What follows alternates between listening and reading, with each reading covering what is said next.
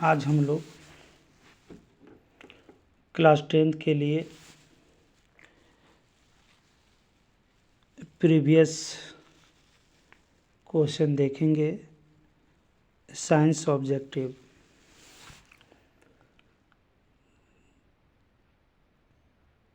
पहला क्वेश्चन है, दाढ़ी बनाने में किस प्रकार के दर्पण का उपयोग किया जाता है।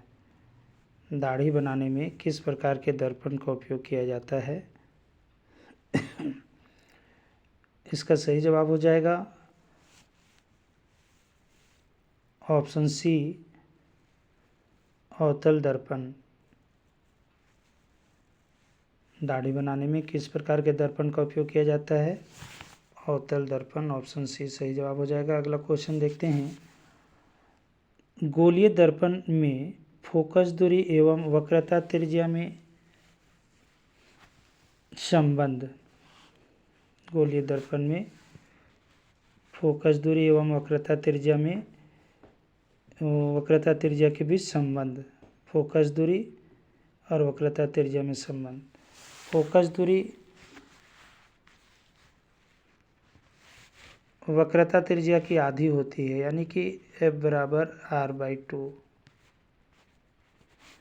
यही क्वेश्चन रहता कि गोलीय दर्पण में वक्रता त्रिज्या एवं फोकस दूरी में संबंध, तो इसमें हम उलट के लिख देते R बराबर 2F ऐसे। तो सही जवाब हो जाएगा F बराबर R/2। ऑप्शन बी सही जवाब हो जाएगा।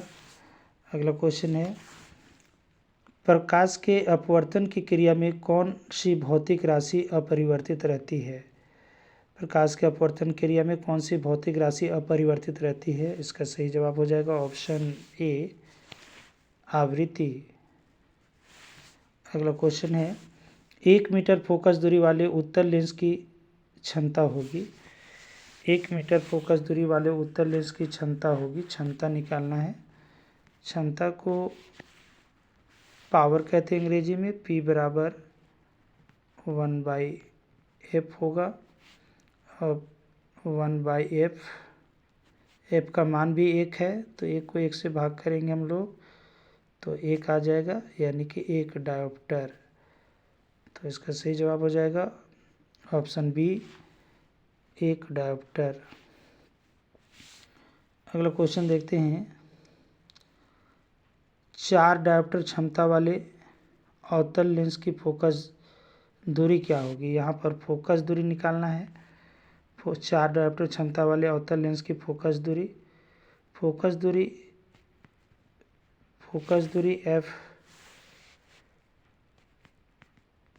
f बराबर हो जाता है 1/p।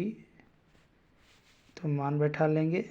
1/p का मान है 4, और डायोप्टर जो होता है वो मीटर में होता है, तो इसको हम लोग क्या करेंगे, 1/4 मीटर आ रहा है, इसको हम लोग सेंटीमीटर में बदल देंगे 100 से गुना करके। तो ये हो जाएगा 4 × 4 और 4 दूना 8, 2 इसमें चला गया 0 में 20 हो गया, 4 × 5 = 20, यानी कि 25 सेंटीमीटर, जो कि ऑप्शन बी में दिया हुआ है। ऑप्शन बी सही हो जाएगा। उसके बाद अगला क्वेश्चन देखते हैं,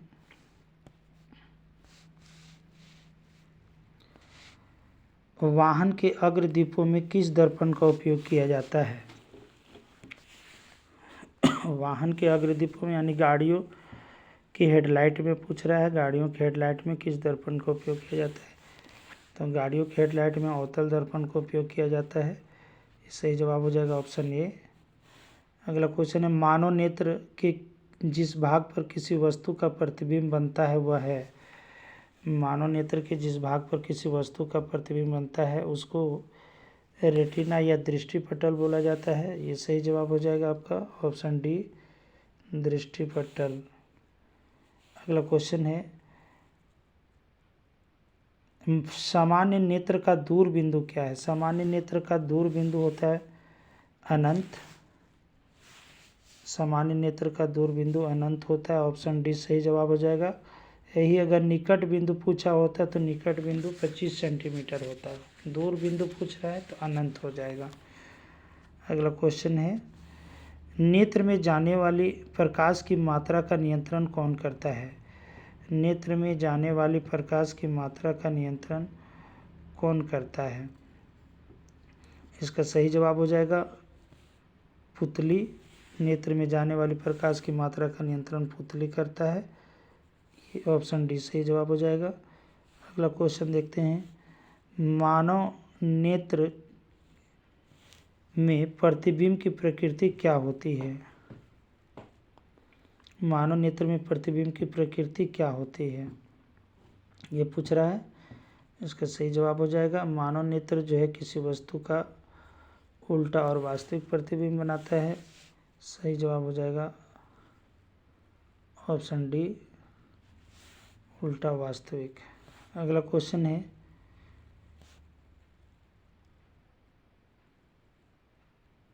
1 किलोवाट घंटा 1 kWh निम्न में किसकी इकाई है? किसका मात्रक है पूछ रहा है। तो ये होता है ऊर्जा का व्यावसायिक मात्रक होता है। ऊर्जा का व्यावसायिक मात्रक किलोवाट घंटा होता है, kWh यानी ऊर्जा का हो जाएगा। ऊर्जा का व्यावसायिक मात्रक होता है किलोवाट घंटा ऊर्जा का। ऑप्शन बी सही जवाब होगा। अगला क्वेश्चन जाते हैं, कूलाम किसका एसआई मात्रक है? कूलाम किसका एसआई मात्रक है? ये आवेश का होता है, विद्युत आवेश का एसआई मात्रक कूलाम होता है। तो इसका सही जवाब हो जाएगा ऑप्शन ए, विद्युत आवेश। अगला क्वेश्चन देखते हैं,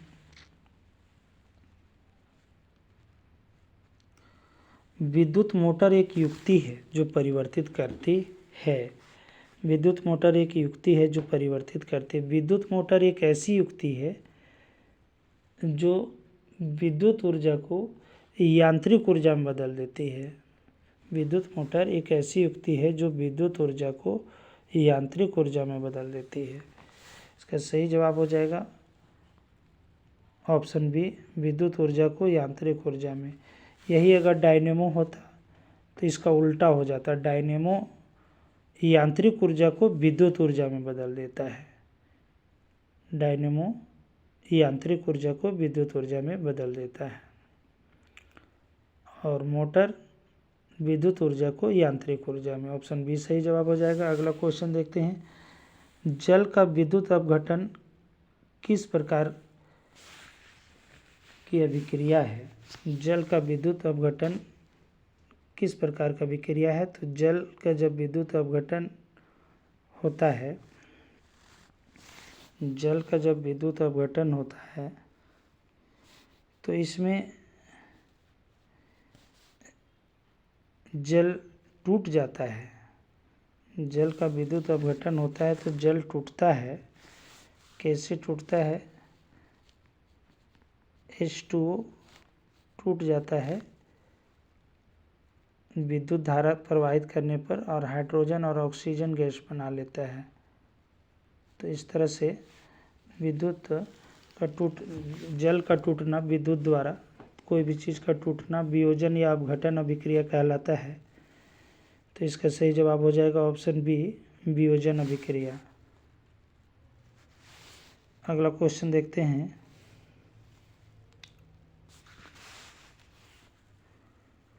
CuO plus H2 एरोचिन Cu plus H2O दिए हुए अभिक्रिया में किस पदार्थ का उपचयन हो रहा है? किस पदार्थ का उपचयन हो रहा है? कह रहा है उपचयन क्या होता है? उपचयन अपचयन देता है कि उपचयन वैसी रासायनिक अभिक्रिया होता है जिसमें ऑक्सीजन का वृद्धि होता है, ऑक्सीजन का बढ़ना उपचयन कहलाता है। तो हम लोग क्या देख रहे हैं इस अभिक्रिया में? हम लोग देख रहे हैं कि हाइड्रोजन यानी H2 में O जुड़ जा रहा है। H2 में O जुड़ जा रहा है मतलब हाइड्रोजन में ऑक्सीजन का वृद्धि हो जा रहा है, H2O बन जा रहा है, मतलब हाइड्रोजन का उपचयन हो रहा है। हाइड्रोजन यहाँ पर ऑप्शन डी दिखा रहा है, H2 सही जवाब हो जाएगा। अगला क्वेश्चन है, दिए गए चित्र में किस प्रकार की अभिक्रिया हो रही है। यहाँ पर हम लोग देख पा रहे हैं क्या हो रहा है। इस परखनली में एक धागा के सहारे कॉपर सल्फेट का विलयन में लोहे का कील डाला जा रहा है। तो कॉपर सल्फेट का विलयन है, लोहा का कील डाला जाएगा। तो क्या करेगा, कॉपर सल्फेट के विलयन में से लोहा,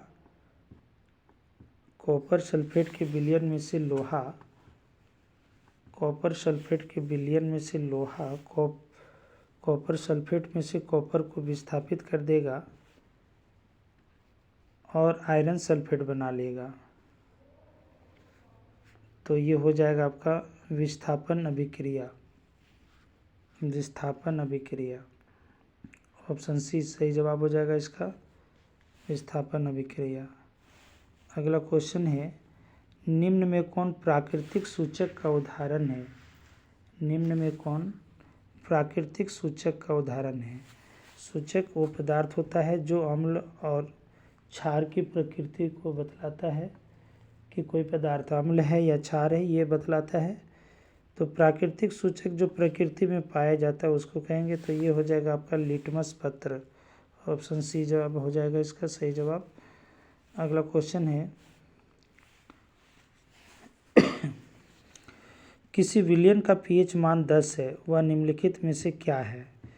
किसी विलयन का पीएच मान 10 है तो वह निम्नलिखित में से क्या है। 10 है मतलब 7 से अधिक रहेगा तो वह क्षार हो जाएगा, 7 से कम रहेगा तो अम्ल हो जाएगा, और 7 के बराबर रहेगा तो उदासीन विलयन हो जाएगा। 10 से कम रहेगा तो अम्ल, 7 से कम रहेगा तो अम्ल, 7 से अधिक रहेगा तो क्षार, और 7 के बराबर रहेगा तो उदासीन विलयन। तो यहाँ पर 10 है, 10 7 से अधिक होता है तो ये हो जाएगा आपका सही जवाब क्षार। अगला क्वेश्चन है, दिया गया चित्र क्या सूचित करता है। इस चित्र को हम लोग गौर से देखेंगे। इसमें हम लोग पा रहे हैं कि कोई लिक्विड है जो उस हाथ में पड़ने पर, हथेलियों पे पड़ने पर वो गला रहा है। अंगुलियां यहाँ पर कटता हुआ दिखाई दे रहा है। इसका मतलब ये एसिड है, अम्ल है, और ये एक तरह का चेतावनी को दर्शाता है कि सांद्र अम्ल तथा क्षार वाले बर्तन का चेतावनी चिन्ह है ये। तो इसका सही जवाब हो जाएगा ऑप्शन डी, सांद्र अम्ल तथा क्षार वाले बर्तन का चेतावनी चिन्ह। अगला क्वेश्चन है, इमली में कौन सा अम्ल होता है। इमली में कौन सा अम्ल होता है। तो इसका सही जवाब हो जाएगा टार्टरिक अम्ल होता है इमली में। ऑप्शन बी सही जवाब हो जाएगा टार्टरिक अम्ल। अगला क्वेश्चन है, कौन अधातु कमरे के ताप पर द्रव अवस्था में पाया जाता है। कौन अधातु कमरे के ताप पर द्रव अवस्था में पाया जाता है।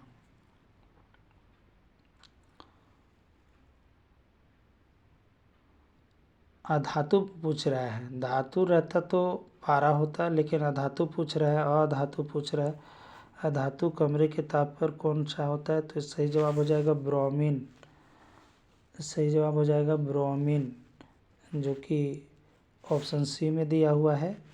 अगला क्वेश्चन है, निम्नलिखित में से किस पदार्थ का उपयोग अग्निशामक बनाने में किया जाता है।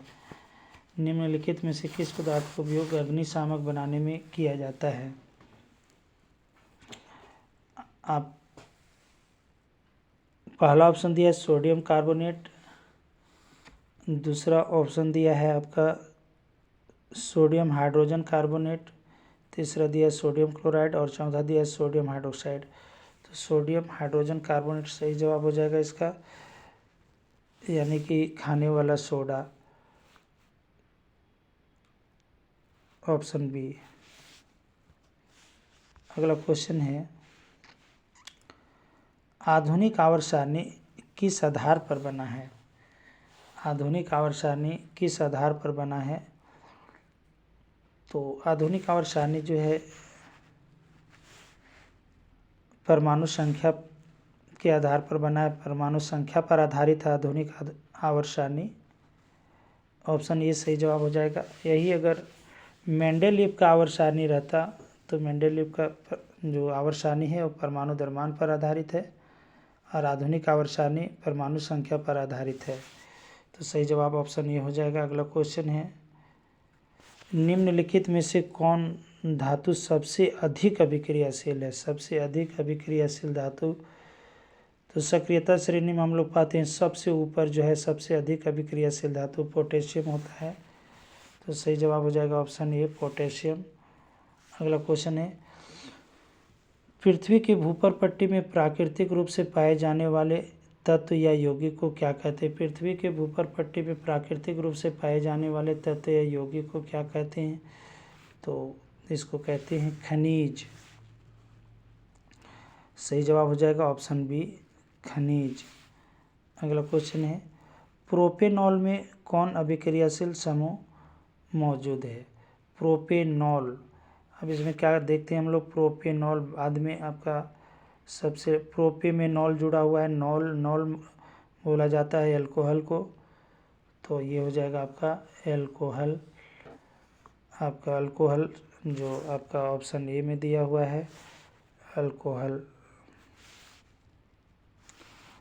अगला क्वेश्चन है, प्रकाश संश्लेषण प्रक्रिया में निम्नलिखित में क्या नहीं होता है? तो जल का टूटना तो होता ही है, ऑक्सीजन का मुक्त होना भी होता है, कार्बन डाइऑक्साइड का मुक्त होना। तो प्रकाश संश्लेषण क्रिया में कार्बन डाइऑक्साइड का उपयोग किया जाता है, मुक्त नहीं होता, यानी यही हो जाएगा ऑप्शन सी सही जवाब हो जाएगा, कार्बन डाइऑक्साइड का मुक्त होना। अगला क्वेश्चन है, फ्लोएम में खाद्य पदार्थों का परिवहन पौधे में किस दिशा में होता है? फ्लोएम में खाद्य पदार्थों का परिवहन पौधे में किस दिशा में होता है? खाद्य पदार्थ का परिवहन ऊपर और नीचे दोनों दिशाओं में होता है, ऊपर और नीचे दोनों की ओर। ऑप्शन सी सही जवाब हो जाएगा इसका। अगला क्वेश्चन है,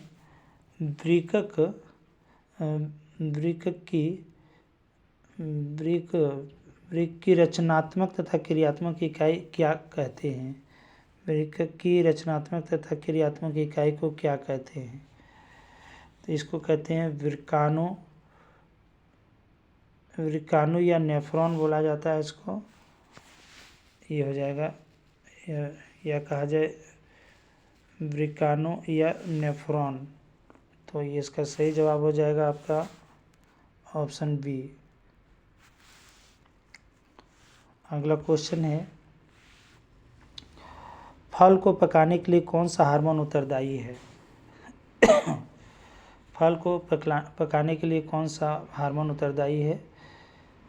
सही जवाब हो जाएगा एथिलीन, ऑप्शन सी एथिलीन। अगला क्वेश्चन है, एस्ट्रोजन स्रावित होता है। एस्ट्रोजन ये एक लैंगिक हार्मोन है, मादा लैंगिक हार्मोन। एस्ट्रोजन और प्रोजेस्टेरोन दो हार्मोन होता है, लैंगिक हार्मोन। तो ये अंडाशय से उत्पन्न होने वाला हार्मोन है, इसका सही जवाब हो जाएगा। ये महिलाओं में पाया जाने वाला हार्मोन होता है, लैंगिक हार्मोन एस्ट्रोजन, अंडाशय द्वारा। इसका सही जवाब हो जाएगा अंडाशय द्वारा, ऑप्शन ये सही जवाब हो जाएगा। अगला क्वेश्चन है, नर युग्मक और मादा युग्मक के संलयन को क्या कहते हैं? नर युग्मक और मादा युग्मक के संलयन को क्या कहते हैं? नर युग्मक और मादा युग्मक के संलयन को निषेचन कहा जाता है। इसका सही जवाब हो जाएगा ऑप्शन बी निषेचन। अगला क्वेश्चन है, दिए गए चित्र में कौन सा जनन हो रहा है? दिए गए चित्र में कौन सा जनन हो रहा है? ये चित्र दिखा है, यहाँ मुकुल का निर्माण हो रहा है, देख रहे हैं हम लोग।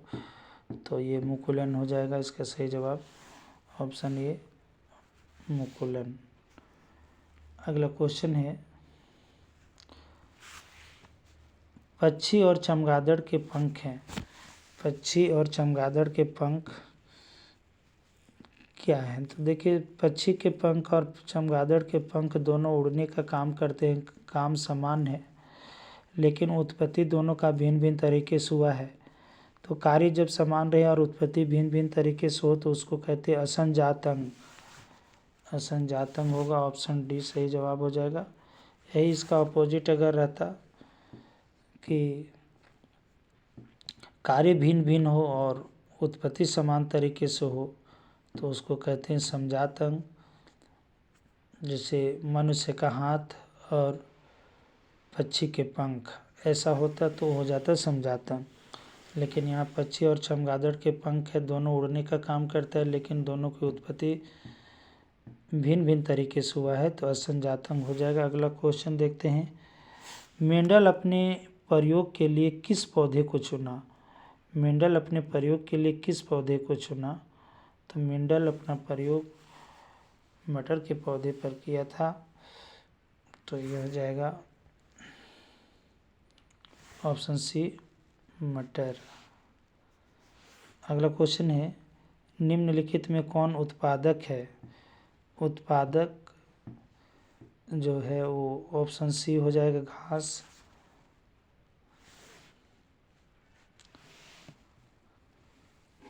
अगला क्वेश्चन देखते हैं।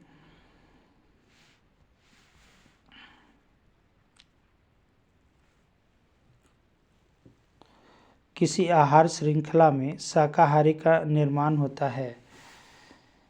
किसी आहार श्रृंखला में शाकाहारी का निर्माण होता है, तो शाकाहारी जो होते हैं वो द्वितीय पोषी स्तर का होते हैं। इसका सही जवाब हो जाएगा ऑप्शन बी द्वितीय पोषी स्तर।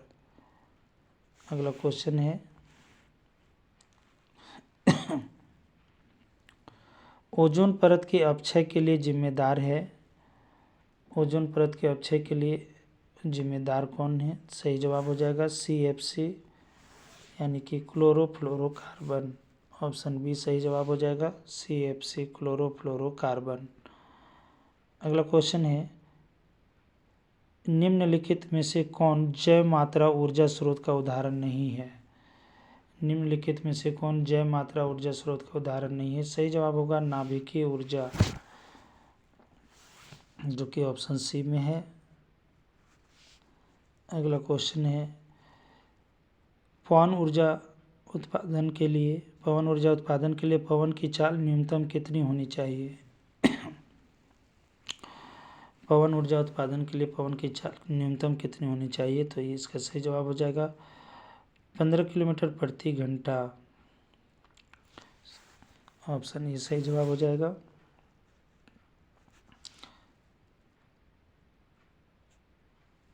इसी तरह का और वीडियो देखने के लिए चैनल को सब्सक्राइब करिए और वीडियो को लाइक करिए। धन्यवाद।